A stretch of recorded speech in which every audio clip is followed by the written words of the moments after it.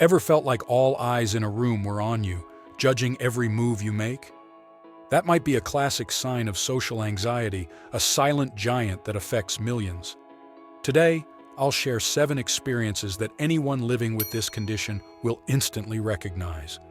Imagine facing a dragon every day, but what you're actually up against are family dinners, presentations, or just answering a phone call. Let's delve into how these moments turn into intense internal battles.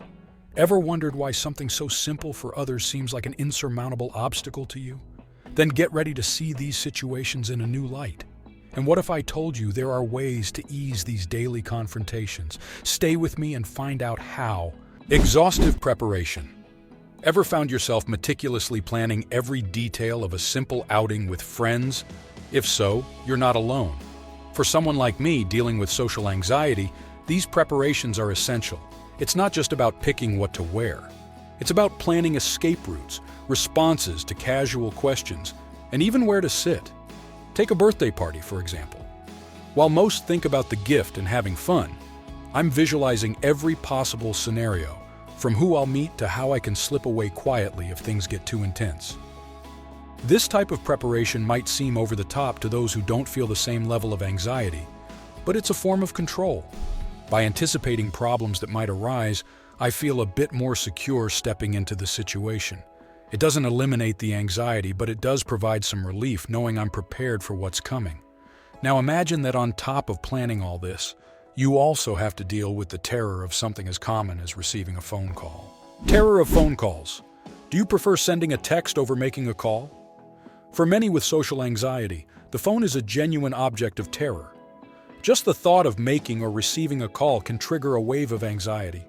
It might seem incredible, but I'd rather handle almost everything via message. The idea of making or receiving a phone call fills me with dread.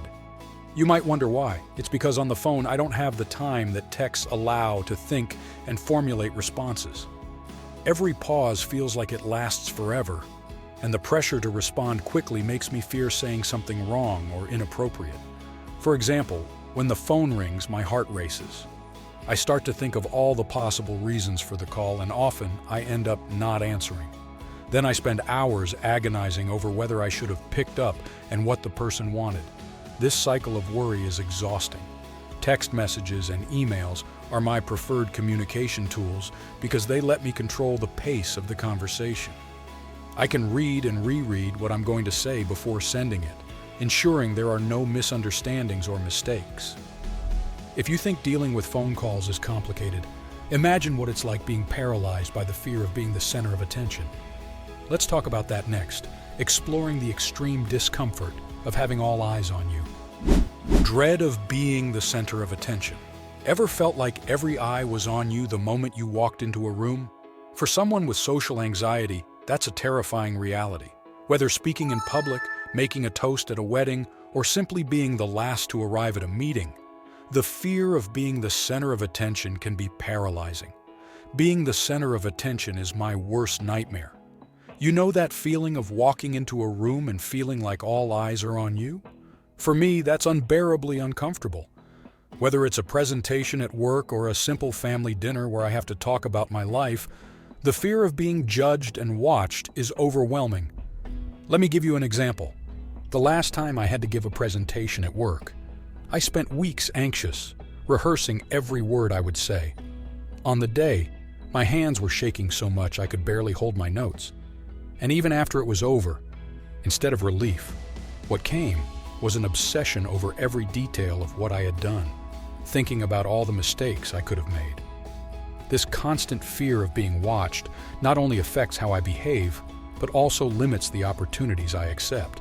Avoiding being the center of attention has become a survival method, although I know it prevents me from experiencing many things that could be enriching. After these moments of exposure, I often find myself going over everything that happened, word by word. Post-interaction analysis. Ever spent hours reliving a conversation, worried about what you said or how you were perceived? After any social interaction, no matter how trivial, I find myself immersed in a meticulous review of everything that was said and done.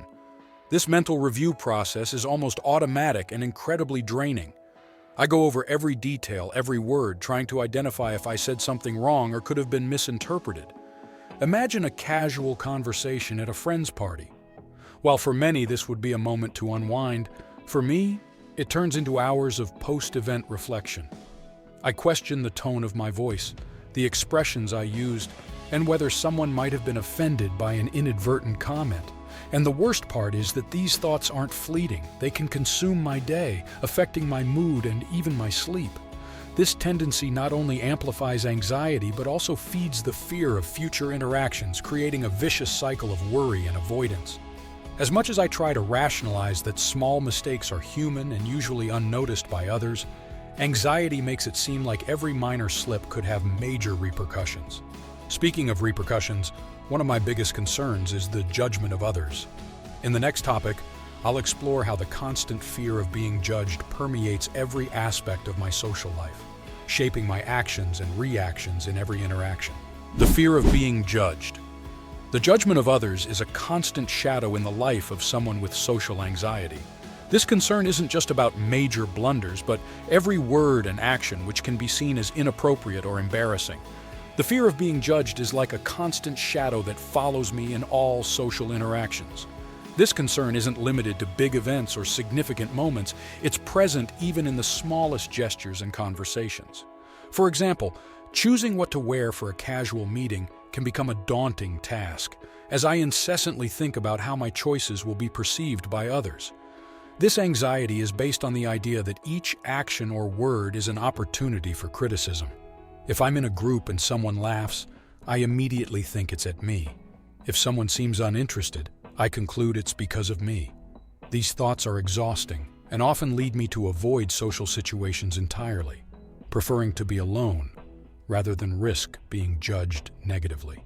This fear also deeply influences my ability to make new friends or seek career opportunities. The dread of negative evaluation can prevent me from expressing ideas in meetings or volunteering for new projects. While it's challenging, I'm gradually learning that not all external perceptions are within my control, and often people are more focused on themselves than on judging others. However, the battle against this fear is daily and persistent.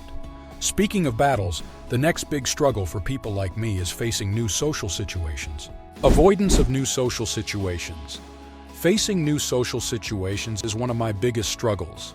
Just the thought of inserting myself into a new group or attending an unknown event can trigger a series of worries and fears. Each new situation is seen not just as an opportunity, but as a minefield of potential gaffes and judgments.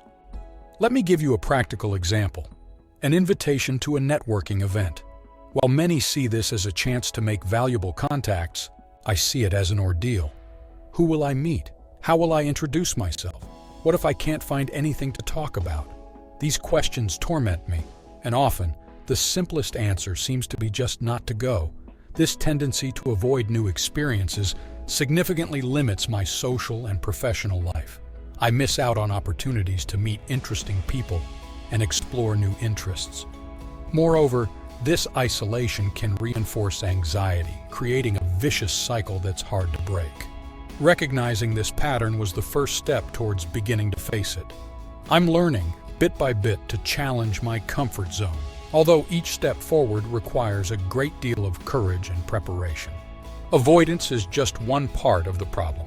Another significant aspect of my social anxiety is the need for seclusion after any social interaction. Need for post-socialization seclusion. After any social interaction, many people with social anxiety feel an intense need to withdraw to recharge their energies. This alone time is essential for processing what happened and calming down after the mental effort that social interactions require.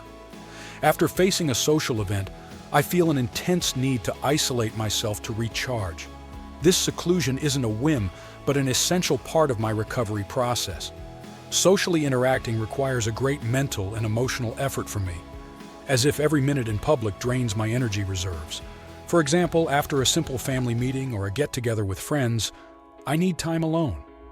During this period, I process the interactions, soothe the anxiety that is built up, and try to relax. Without this time, I feel overwhelmed and exhausted, which can negatively impact my mental health in the days following. This need for post-social isolation can be misunderstood by friends and family. Some might think I didn't enjoy the gathering or that I don't want to be around them. But the truth is that this alone time is what allows me to keep participating in future social events. It's a delicate cycle of participation and recovery. Understanding and explaining this aspect of my social anxiety is vital, as it helps build empathy and understanding between me and the people around me. By sharing these experiences, I hope not only to ease my own recovery process, but also to encourage others facing similar challenges to seek support and appropriate strategies.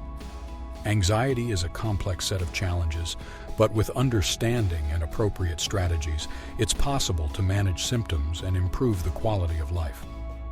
Open discussion about these issues not only demystifies the difficulties faced, but also promotes greater inclusion and support within our society. Moreover, it's important to highlight the need for professional treatment and support. Behavioral therapies, support groups, and in some cases, medication are resources that can significantly help manage social anxiety. Seeking specialized help is not a sign of weakness, but of strength and self-awareness. Everyone with anxiety experiences their reality in a unique way, but all share the struggle for understanding and acceptance in a world that often values extroversion and sociability. Therefore, creating space for honest and informative dialogues about mental health is essential for building a more empathetic and inclusive community.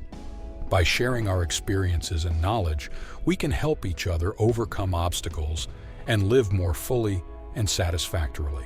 Let's continue this conversation and expand our understanding of social anxiety and other mental health issues, because together we are stronger.